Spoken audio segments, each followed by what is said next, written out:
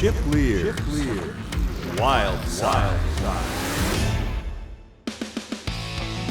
Welcome to our podcast. I love these podcasts, post-National Walleye Tour events, because we take the best of the best and bring them to you.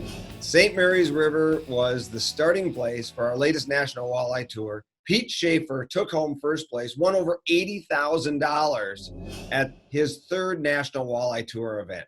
Don't kid yourself. Pete is no stranger to tournament walleye fishing. He's been doing it for a number of years in Michigan. We're going to go through those lessons that he learned in his history that led up to his win at the National Walleye Tour. We're also going to go through his pre-fish, how he decided where he's going to fish. Most importantly, we're going to go through his 2 days of fishing and pick apart why, when, where, and how he caught his fish. He made some really interesting adjustments each day based on the conditions.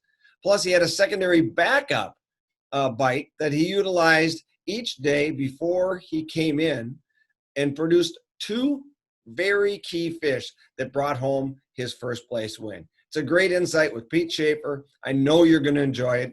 Stick with us. But before we get there, I invite you to subscribe to this page or get to chipleer.com. This is my portal that is everything. I've got a blog there. We've got podcasts there. We've got newsletters there. You can subscribe to them all. You can find however you like to consume your information. There's subscription platforms available for you. So please get to chipleer.com and join us. And sit back and enjoy an in-depth conversation with National Walleye Tour champion, Pete Schaefer. These are my absolute favorite Wildside lives to do because I am sitting here with the man of the hour right now in terms of the National Walleye Tour. Pete Schaefer, welcome aboard. Glad to have you on Wildside Live. Thanks, Chip. But as we, to set the stage here, your first National Walleye Tour event was 1 year ago, right here in Sault Ste. Marie. And if I got this correct, I think you ended up 64th. Is that correct? Yes, correct. So you go there. Then you were at our first event here in 2020. We go to the Econo event, and you end up one spot out of the money, 31st place. That's right. It was a nail biter over there. That was the first time I actually fished that system, and it was quite the learning experience. I look forward to going back. But here you are. We get to the Sault Ste. Marie in 2020. We kick it off there, and after 2 days, some exceptional fishing on your behalf, and you're hosting the biggest check in walleye fishing, $80,380 up over your head. That's a pretty fun day. It was a great day. We had a good time. It was a great week on the water. Sault Ste. Marie is one of my favorite places to fish in Michigan. Just the scenery alone is worth the trip. The community up there, actually, they're very open to the anglers, bringing them in, to help show what they have there for walleye fishery. So has it sunk in? I mean, it's been 48 hours or so since the wind or whatever that is. So has it sunk into to the fact of what just took place? I mean, this is a big stage of walleye fishing. Yeah, I think it finally sunk in probably Sunday afternoon. It took a while. It's still pretty unbelievable, but yeah, it's finally sunk in. Oh, it's a great feat. Congratulations there. And in a great event. We're gonna, if you're not familiar, I mean, one of the things that I love about walleye fishing, and I really like these interviews because of the fact we get to pick apart what you did to best the best, right? And everything changes on any ever given day. So I mean, fishing is an evolution here, but in these circumstances, I mean, you went up against some incredible fishermen on a huge, massive body of water that it's almost mentally really hard to comprehend it all, but you put together a plan and it all worked out. You got the right bites at the right time, and you find yourself, on top of the heap in just your third National Walleye Tour event. If somebody's watching and is new to tournament fishing, just to give you an idea, the National Walleye Tour, this event at Sault Ste. Marie had 82 pros and co-anglers. So there's a professional angler randomly paired up with a co-angler in the boat. They get together for one day. They weigh their weight as a combined effort for that day, and then they swap partners for day number 2, but they carry their own weight. So by the time the 2 days are over, they've had 2 different partners, but we will crown a co-champion and a pro champion. There's 5 fish in the limit. Upgrading is allowed. So if you catch a bigger fish, you can keep letting one fish go and replacing it in the live well. 15-inch minimum. But for me, the daunting part of Sault Ste. Marie, and I've said this every time I've been there, is the water. Because we're on the St. Mary's River at Sault Ste. Marie. You can lock up to Lake Superior. You can fish the St. Mary's River. You can go down to Lake Huron. Heck, you can even go under the big bridge and end up in Lake Michigan if you wanted to. I mean, it's an enormous amount of water. How do you pick all that apart, Peter? There's a vast range of water up there, and this year it kind of helped because we were able to eliminate the Canadian side. The Canadian waters is one of my favorite places to fish to target some of the larger walleye up there. It does hold them this time of year, but since that was out of play, I was able to kind of narrow it down to a smaller section around Detour is where I originally started. But from there, seeing the boat pressure that was in there, kind of ventured off into Lake Huron, knowing that making that longer run was going to be a gamble, but there was a reward if you were able to put it together. Well, it's a long ways from the start. I mean, I think you said you were running 80 some miles to find your fish. It's a long ways, and yeah, there's a lot of risk across Lake Huron. Did you pre-fish from Lower Michigan, or did you only fish from the Sault Ste. Marie or UP side? Well, we have a friend that has a house on Drummond Island, so I stayed on Drummond Island the majority of the time. On Sunday, I drove across Lake Huron in my boat for the first day down there. I only spent 2 days on that South Shore near Rogers City. So we left Drummond Island on Monday, and I drove around to the Sioux. And then Tuesday morning, we got up really early and drove down to Rogers City to fish, from that shoreline, just to save a lot of time. And with the weather, it was blowing that day, so it was able to get a little more time on the water and be a little safer at the same time. When did you find this? Was it the same pod? Did you fish the same pod of fish 2 days? Essentially? The first time I was there, I found the spot towards the end of the day, and I only made one pass through there, and I hooked up with one nice fish. It was 7.5 pounds, and then another 3.5 pound fish. And also I dropped one that felt quite heavy. So I knew that area warranted another day of practice. Yeah. So that's why I decided to go back down there on Tuesday, just to kind of key in on some different areas down there and have a couple spots. Because I knew going down there, I would only have a short time to fish. Which I've never narrowed it down to a 3-hour window to catch my fish tournament. That was very nerve-wracking. That's gonna be a nerve-wracking one. And I want to get into just having you run us through your program here. But one of the media's questions we got over social media was just how far in advance of the tournament did you find your fish? And then, did you babysit them, or did you check on them every day? Or I guess I think the question is did you find them multiple days in advance, roll the dice to show up on tournament day to see if they were there? So I found the area originally on Sunday, but then I checked it again on Tuesday looking for adjacent areas. Sure. From that point, I left them alone. I didn't go in there again on Wednesday. I knew it wasn't going to change because of the wind direction. It was blowing into the shore, and I believe that holds those fish to the structure and kind of congregates them a little tighter. I personally think on Friday we struggled a little bit because that wind was light and variable, so it kind of scattered the fish.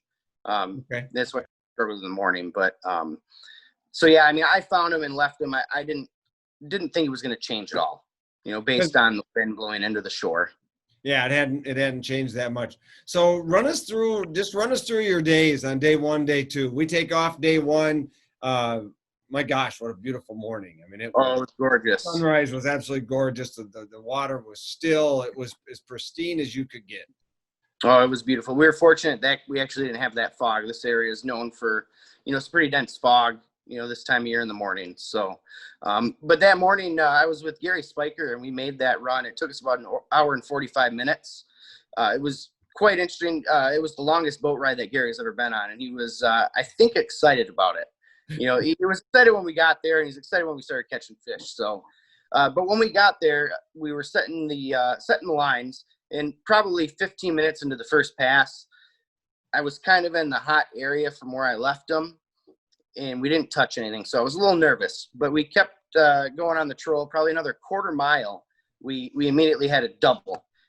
We got one of those fish in. We were bringing in the second one, and we ended up having a third one on. I ended up having 4 fish in the boat probably in the first 40 minutes, which really was a sigh of relief.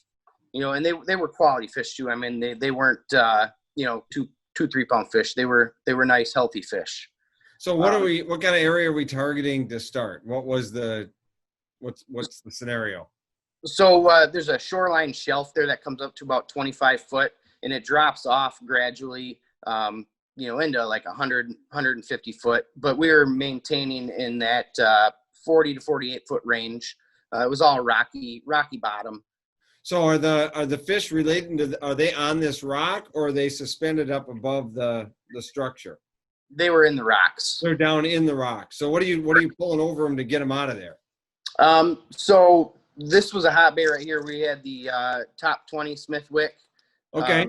Pretty much just run out a 50-foot lead and then run in a 2-ounce snap weight with an offshore or 16 clip. Sure. Our total overall leads was 140 foot back. So I predict those baits, with the speeds we're doing, about 40, 43 foot down, roughly. So is it bouncing off the rock? Are you're ticking it as it goes? We did get hung up a few times. They were right there in the zone. Okay. They were at the tops. Sometimes you bumped into them, you get hung up, but yeah. But did you end up getting a full limit down there? You said there's 4. Did I follow that right? 4 fish in the first 45 or less than an hour? Correct. Basically? Correct. I caught 8 fish down there that morning in a 3-hour span. Nice. At that point I had probably 21 pounds. From there, I wanted to give ample time to get back. I wasn't sure on, the weather. Once you get to Detour Passage, it can get pretty nasty. So we went to get the gas in Rogers City and make the run back. I actually cruised back about 45 miles an hour just to kind of conserve fuel. I knew it was going to put us in good position for day 2. So when I got back, we had probably 45 minutes to go. How much weight do you think you got in the boat right now? About 21 pounds. And is that what you expected when you had pre-fish? Did you think I can get 20 plus? Yeah, I had confidence. I actually was hoping for a little bit more. Okay. On that Tuesday when I was in there, I made 1 pass in this spot, and I had about 26 pounds in about an hour and a half. Aye. It was the deal there, man. Yeah, life is good with 26 pounds in an hour and a half. Yep, I was pretty excited 2 days out from the event. Yeah. So, but I did have a good jig spot really close to the ramp where we caught some 4.5, 5 pound fish. So when Gary and I got back up there, we did go in there because we had enough time. It was a matter of probably 5, 6, 7 minutes, and I hooked into a 4 pound fish. Unfortunately, it was, not in the mouth, so we did let it go. Oh my word.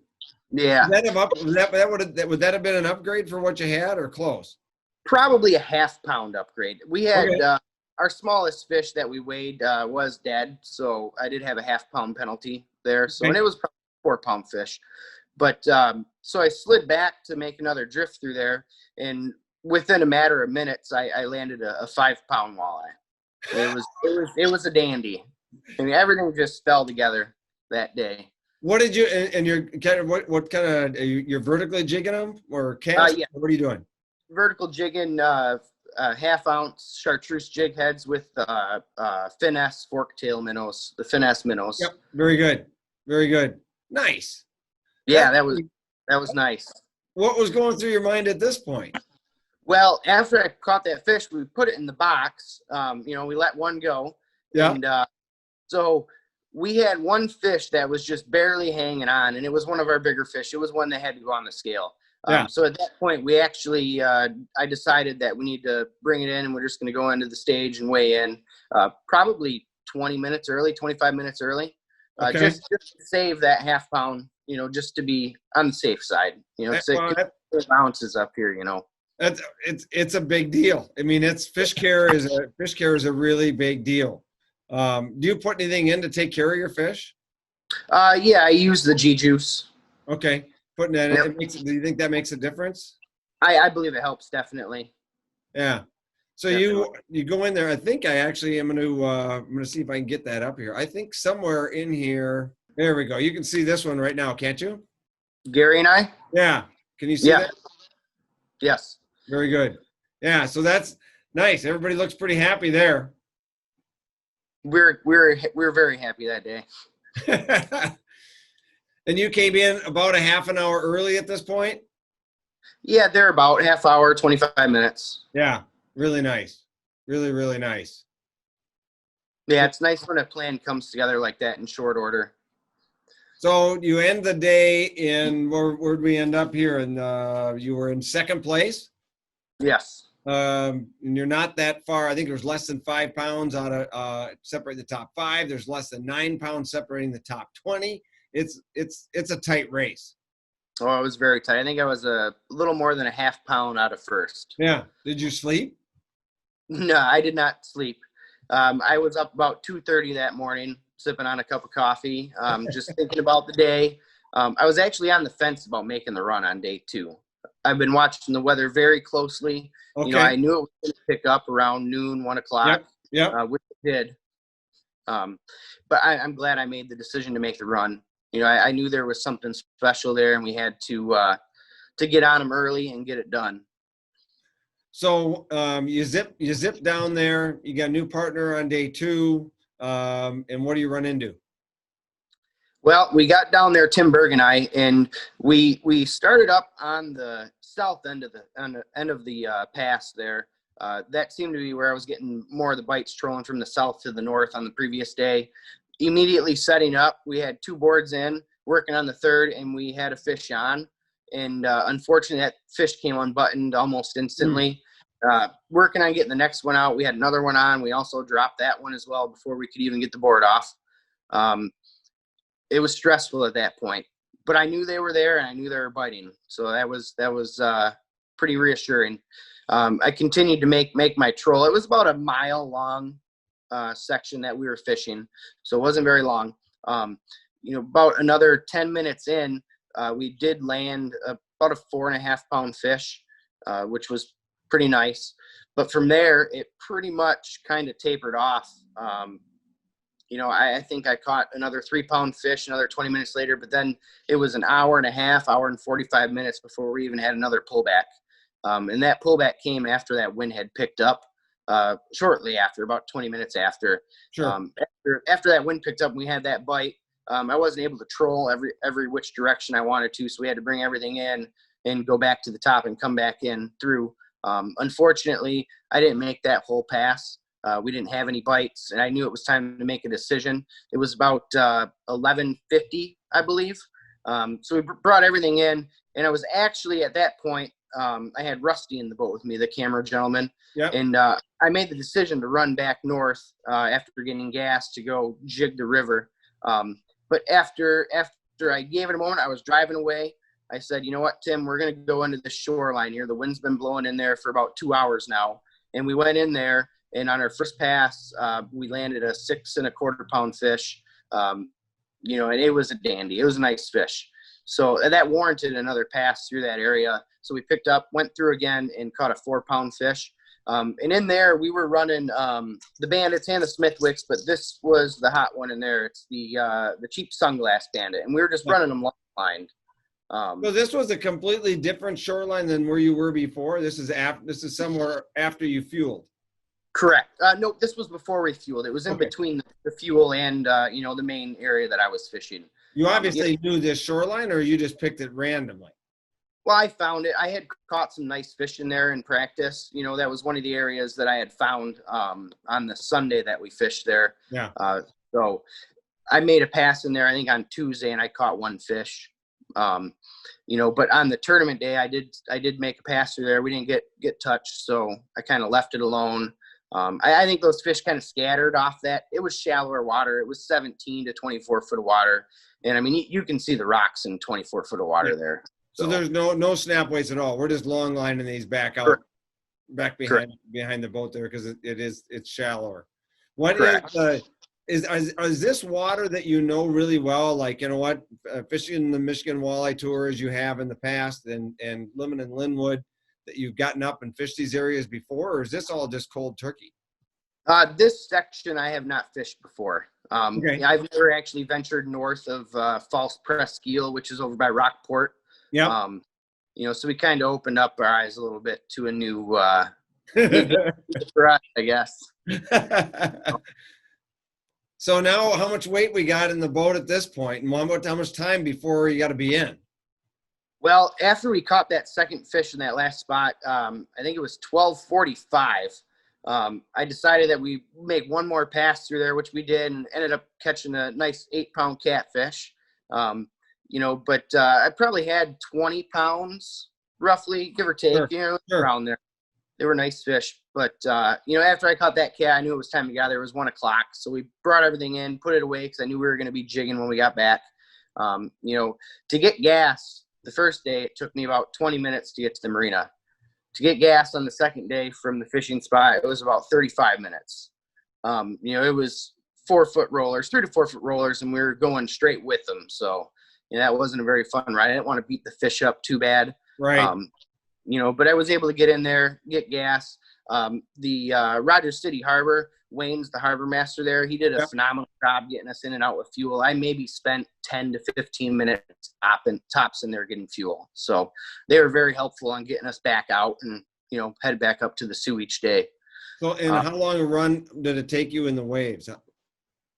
To come across Lake Huron, it was probably about, I would say, an hour and 50 minutes, roughly. We were doing about 35, 40 at tops in some sections.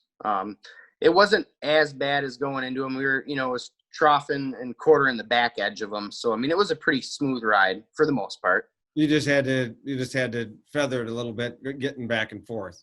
Yeah, correct. Yep. With the jostling of the boat back and forth, troughing like that, I had to stop a few times to make sure my live well was full of water. Yeah. I didn't want to hurt those fish any more than they were already going to be. So. And what you're talking about there is that the more trough you hit, there's a chance that the water, because of the overflows, right, keeps draining more and more water, because you're not adding water as you drive, right? Or are you? No, I am not. I don't have a high-speed pickup in my rig. Yep. Very good. That's something I'm going to look at, though, if I, look into making these long runs again. I might be going up there a lot. What's that? If I were you, I'd be going up there a lot. Oh, yeah. No, so then you go back into the river and you drive all the way back up. Do you jig again? Yes. Yep. I decided that we had maybe 20 minutes tops. I pulled in there, and it's only probably a half mile from there. It's not very far, which is nice and close. I like that. It's good for a secondary spot on the way back. I pull in there. I'm off the line just a little bit. I'm a little shallow. I was in like 10 to 12 foot of water. So I kind of just drifted off of it and repositioned myself to come in. And on that second drift, it was probably 2 pops of the jig. I had a nice 5-pound fish on, and we landed that fish and put it in the boat. And that was a nice fish. We were hooting and hollering, and I knew at that point that fish had us near the top. I didn't know it put us in the lead, but I knew it put us up there. Well, it did that. You had just over 45 pounds, a little, obviously a lighter weight than what we had here a year ago, but pretty close to what everybody was kind of anticipating coming into this event. And is that where you thought it would be to win? I thought it would be a little higher. I was thinking 25 to 28 pounds a day personally. Okay. Prior to coming here, and prior to getting fishing, I thought it would have been a little higher. So to run me through how you're pulling your cranks, your long line, are you trying to, it's really clear water. so how far, I mean, how much into the zone do you have to get those lures to get fish to react? So the program that I figured out here in this shallower spot was I needed my baits very near the rocks. I mean, I was running my leads 100 back to 120 back. And the 120 back, I mean, those were ticking the rocks in some spots. And when they got in the shallower spots, they were hitting the rocks hard. I have some bills that are all chewed up from them. But, I think in that clear water, it was pretty key. I might have been able to get away with running them a little higher with that wind that was blowing in there pretty hard. I just stuck with the program that I had that was working. I didn't want to deviate from it. So that's kind of where we're at there. So you're watching the fact the wind's blowing in there. Why is the wind blowing a certain type of forage into that shore, or what do you think they're in there doing? I mean, I think they are feeding. I don't know what was being blown in there, but I mean, I know blowing into that shoreline, it does stir it up and gets things going. I think that gets those fish fired up, personally. So, you mean fired up meaning they just are willing to eat and chase a little bit more aggressively. So how warm is this water? Most of the time, I think it was between 70.6 and 71. Okay. So I mean, it was. Do you see that, like when you're fishing that zone, how key is it to, I mean, are you trying to key in on a certain temperature for this time of year, or how does that equate into the mix? Well, I mean, it does depend on where we're at and what time of year it is. But, I mean, this time of year, I would say yes, anywhere from 68 to 72. I think last year in Detour when we were fishing down here, it was 67, 68. I mean, it was a little cooler. We were here a little earlier. There were some nice fish in Detour last year that, when we were here a little earlier. But I would say that 68 to 72 is a good target range. But, fishing Lake Huron, I mean, there is some color and you can find it. Versus being out in the the middle of Lake Huron, it's jet blue. You run some of those shorelines. I mean, you get some good color in some of that water, even though you can see bottom, it's there. And any kind of turbid helps it a little bit. You think it helps fire up the fish a little, gives them walleyes more of an advantage over the prey? Is that it? I think so. I mean, I've always done better catching walleye when it's got a little chop out there. Yeah. So are you running, what do we got for line, rods, reels? I mean, is this all monofilament? Is this long rods, short rods, braid? So I'm running Denali Mirrored Series. I was pulling the 8-footers, pulling the cranks. I like to pull the 8.6s when I'm pulling spinners. They have a softer tip, but they still have that nice backbone. It's really good for directing the fish. But I also run the Sunline Supernatural. That's I think a great line. It's a 16-pound with the 10-pound diameter, so you get the true dive curve, off of the Precision Trolling app. It has a low flex too, so when you're running those long leads, you're not having a big stretch, and you can kind of get that hook set into those fish. Did you lose a lot of fish? Only on day 2, I lost 2 fish. Okay. But the rest of the tournament, no, did not lose anything. Because we did hear, standing on stage when I'm talking to everybody, I did hear a lot of people comment about missing fish, short bites, not full strikes. When that happens to you here, is there a way to get the fish to commit more? Well, I mean, like day 1, how it was so calm and variable like that, I do like to pull spinners in those types of conditions. Yeah. And when they are short biting like that, you can spool out some line to them and kind of feed it to them, when they're just picking up on it, but they're not fully committing. That's one thing I would do in that scenario. But pulling cranks, possibly speeding up, I think that may have helped me in some scenarios. This weekend I was doing some turning. You pick them up on the outside board when it's pulling a little faster. We were pulling them a little quicker, 1.9, 2 mile an hour. That's a little bit faster than I normally pull them down on Saginaw Bay and around the islands and stuff. And we'll pull them 1.6, 1.7 mainly. So you're talking, I know that in the National Walleye Tour report, you're talking about the rock structure that you were targeting had like Volkswagen, you used the term Volkswagen-sized boulders. What is it a big area? Is it 50 yards? Is it a mile long? And are these fish in the crevices, or are they just relating near it? They were the section was probably about a mile long, is what I had found. Okay. But they are relating in and around them. They were right on the bottom tight. Day two, actually, once that wind picked up after a little bit, we did have some marks rise up off the bottom a little bit, which I hadn't seen in practice. And surprisingly enough, I couldn't get those fish to go. They wouldn't bite that day. Usually that kind of is a good sign, but. How far do you think these fish are in these Great Lakes are willing to travel to get to a lure? And does it make a difference? Like, is there a difference in that from Lake Huron to the St. Mary's River where you're jigging? On Lake Huron, we had our state championship for the Michigan Walleye Tour a few weeks back, and we were actually trolling bandits and flicker minnows over top of 70 to 80 foot of water. And we were running our leads we were running our baits 10 foot down to 20 foot down. All the fish we were marking were between 40 and 50 foot down, and those fish were coming up to strike those lures that we had up near the top of the column. So I think that those fish will come up in that water quite a ways, to feed. So, and then I'm flopping here a little bit, but there's a lot of things going through my mind right now. So when you go into the St. Mary's River, you decide to stop and jig. What's the decision there when pulling cranks was working so much well earlier? Is it clarity? Is it structure? What is it? Well, it is structure related. I was jigging rocks, and also it was a current edge there, off the edge of like kind of a muddy hole, for instance. So, I mean, it was a rocky edge to a part of a basin there in the river channel. How much water clarity was out in front of our takeoff spot there? Oh, probably 8 to 10 foot. I would say maybe 10.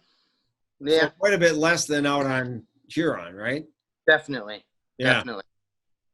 So do you think get all that current and turbulence in there? I think it keeps things moving. Yeah, no doubt about it.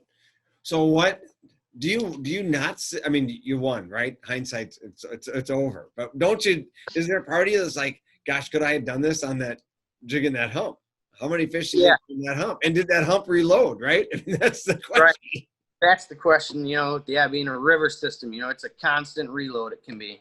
So my buddy Steve Sprecher had said, if it ain't broke, don't fix it, when I was contemplating on making that run on day two, and I thought about it, and that makes sense. We had a deal going. But you had asked why I kind of focused in that river a little bit. I wanted to have a secondary game plan, if the wind picked up, if, I wasn't able to make it, or if I went down there and only caught 2 or 3 fish, I wanted to have something close to where I could, roll in, get 1 or 2 fish real quick. Well, and it's good to have a plan, and to be clear that if somebody's listening to this that didn't pay attention to the event, there's a number of anglers that made the same run. Just making this run didn't mean success. Right. There were some very good fishermen that made the trek, crossed Lake Huron, and went to different areas along similar shoreline had found fish previous, but those fish had left. So it wasn't a guarantee by any means. You weren't there, so I don't expect you to have the answer, but why would those fish vacate? It may have been the wind direction. Okay. Pre-tournament on that, I believe they were around the Alpena area, and it was blowing offshore versus onshore, and I think that may have played a role. There's fish still there, but that just kind of moves that warmer surface water out, and I think that affects the bite. It is wind driven here on Lake Huron. So, well, stats wise, it's pretty interesting. The tournament, day one, 234 fish caught, with an average of 3.22 pounds per walleye, and 27 anglers caught a 5-fish limit. Historically, over walleye tournaments, John Bala did some research. Historically, walleye tournaments over the Sioux average about 19-point-some%. So basically 20% of the time, anglers will get 2 5-fish limits 2 days in a row. We fell dramatically. The second day, 188 fish caught, 2.97 pound average, and only 11 limits on day 2. I mean, a dramatic difference in the amount of fish. So, and total 2-day limits out of 82 boats was 10. I mean, so not very many people doubled up 2 days in a row to tell you. I mean, this was no cakewalk, right? And that's why all these decisions that you make in a day are really big. We still averaged over 3 pounds. I think it was 3.10 was the final average fish, but that was a really difficult set of choices. And there's a whole series of choices from do I run, don't I run? Do you pull cranks? Do you pull spinners? Do you go shallow? And was there a key moment? I mean, is there one decision here that you think was the best decision you made during that entire tournament, and why did you? Yeah, actually, I do believe that there is one decision I made, and that was making that move on day 2 at, about 12 o'clock to that shoreline and Sure. making a pass through that windblown shoreline. I think that was the best decision that I had made during the event for sure. Why did you make that decision? Just because the wind had been blowing in there for near 2 hours at that point, and in my past experiences, when that happens, the fish are in there and they're biting. If the fish are in the area, which they were. So, oh, it's awesome, and you're fabulous here. I don't know if you're aware of this or not, but I mean, you've climbed the ranks there, and now we're right in the mix here for Angler of the Year. Things are coming together. It's starting to heat up as it all moves forward. So it's really exciting the way the whole National Walleye Tournament circuit has come through this season on a COVID adjusted year, kind of awkward weigh-ins, so to speak, about who's supposed to stand where and how to weigh in. And there's all these funny things going on, but it's still pretty cool. So you win. Does this change Pete Schaefer's outlook? I mean, what's your plans for the rest of the year on the National Walleye Tour? What's your plans in tournament fishing? What are your aspirations? Where are you going? Well, so what was it? Saturday morning, I got a call from John Gilman, and he asked me if I saw where I was sitting in the Angler of the Year race, and I hadn't seen that information yet. And he told me I have to go to North Dakota. So, I'm on the fence about it. I got a lot of thinking to do. With my work, I was planning on doing the NTC on Lake Winnebago, but I have a lot of thinking to do in the next couple days. In that regard, on what I'm going to do for the rest of this year. But I do plan on chasing the dream of competitive fishing still. My traveling partner and I, Jake Trombley, are looking at doing the full National Walleye Tour circuit next year, along with our Michigan Walleye Tour events as well. So you're sitting third place behind Tommy Kimos and Dylan Nussbaum. So that's pretty impressive. Tommy's obviously a past Angler of the Year. Dylan Nussbaum, a National Walleye Tour champion. We got Pete Schaefer, National Walleye Tour champion. David Kolb, he's a stick. We end on a Great Lake in Erie after the 4th event. David Atkinson finds himself in 5th. And to me, the interesting part here is this tie we got going at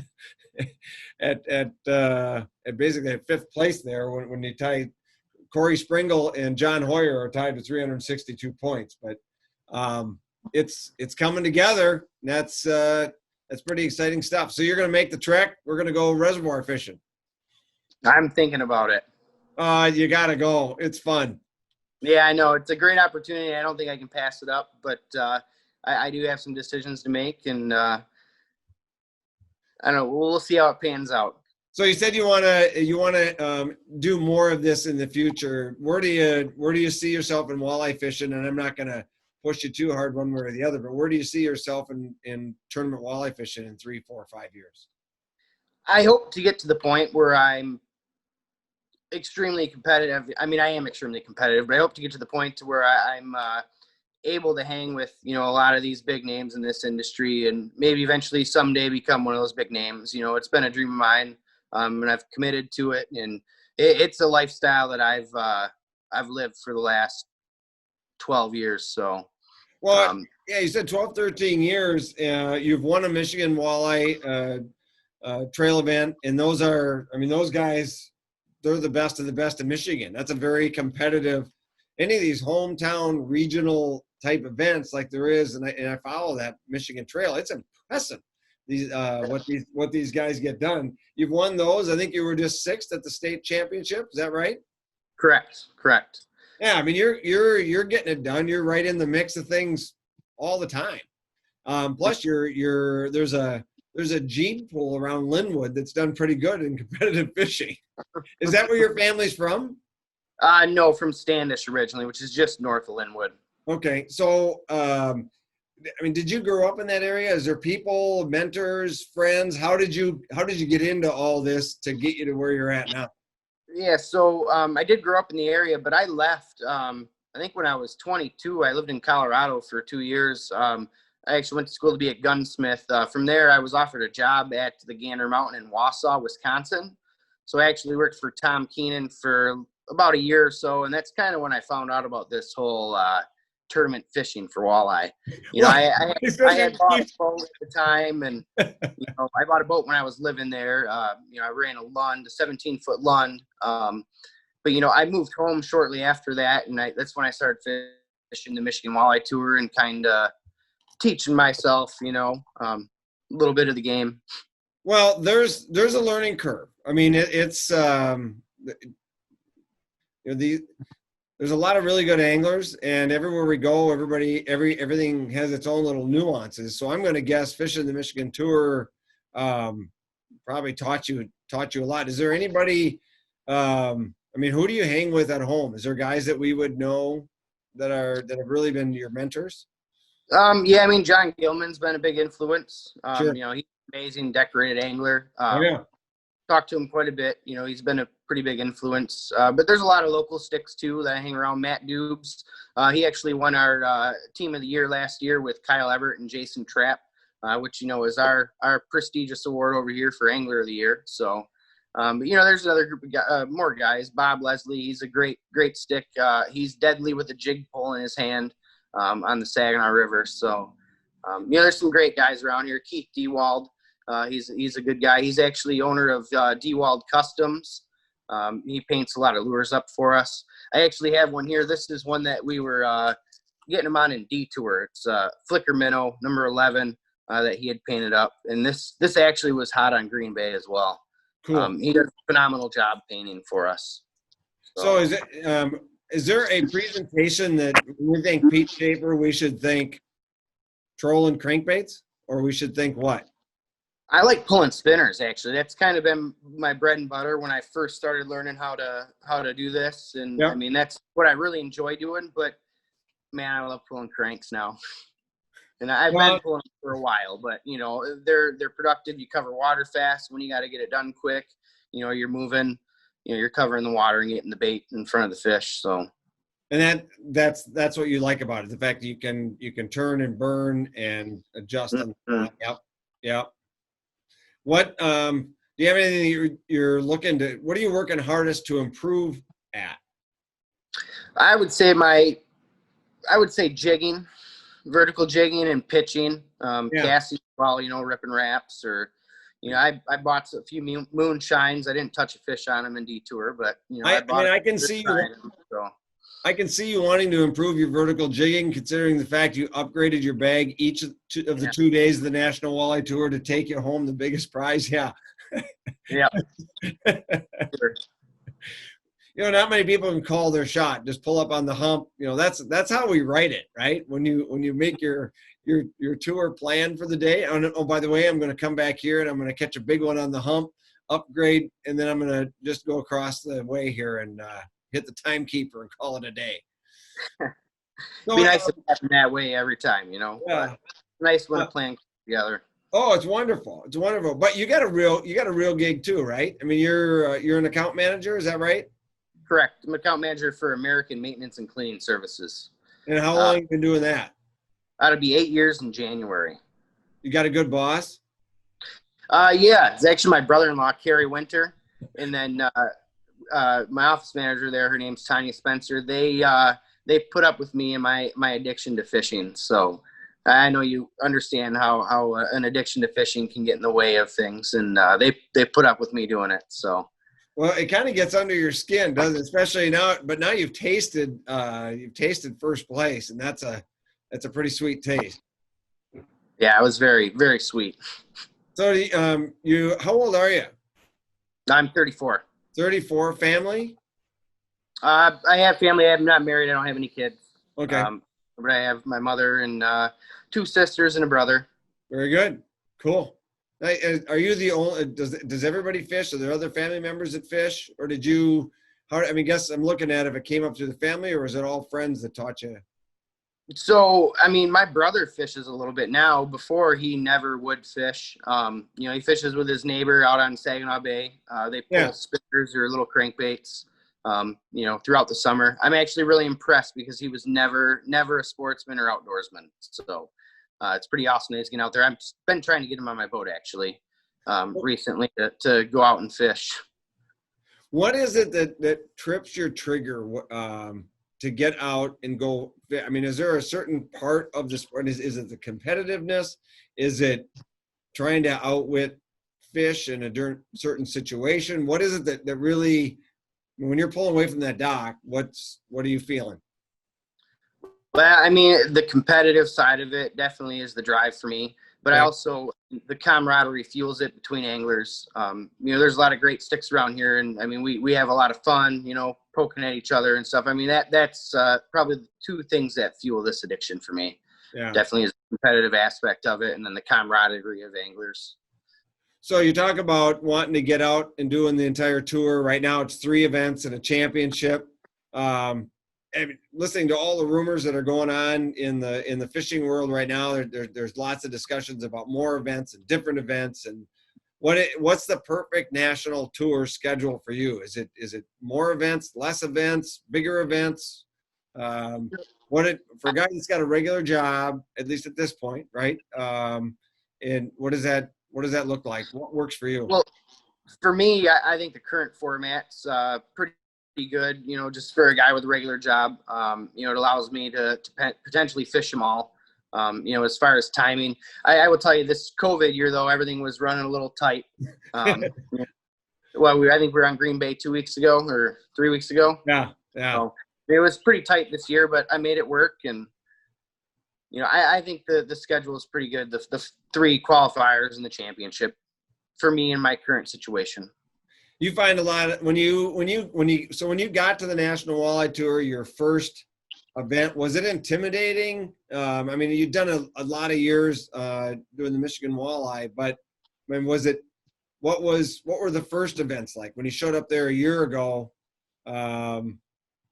What's that whole process like for somebody that may be coming into it? What do they expect to run into? Yeah, it was definitely intimidating. I knew I was going up against the best of the best, and just how much effort and, time that one puts in, to be up against these guys. It's definitely nerve-wracking, the very first one. And don't get me wrong, my second and third one was very nerve-wracking too, but I kind of kept a cool head and, just try to stay focused and worry about myself and what I'm doing. Same thing.